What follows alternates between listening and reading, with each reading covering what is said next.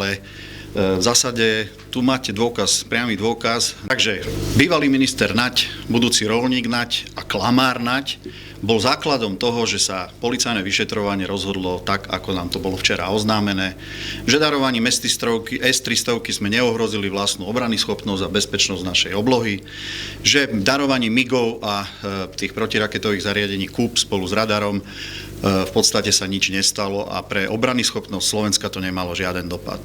Ja ešte zacitujem niecelkom presne zo záverov Najvyššieho kontrolného úradu, ktorý bol základom týchto trestných konaní, že v súvislosti s S-300 nebola vláde predložená dostatočná, alebo teda v zásade žiadna dokumentácia na to, aby vedela posúdiť, či boli alebo neboli ohrozené spôsobilosti brániť Slovenskú republiku, brániť bezpečnosť našich občanov.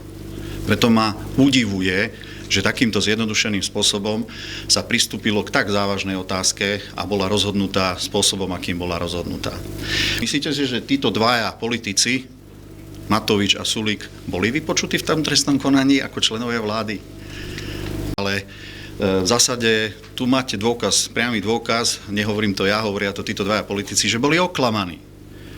Tak ako bola vláda informovaná, ako rozhodovala, na základe klamstiev alebo na základe nejakých relevantných údajov?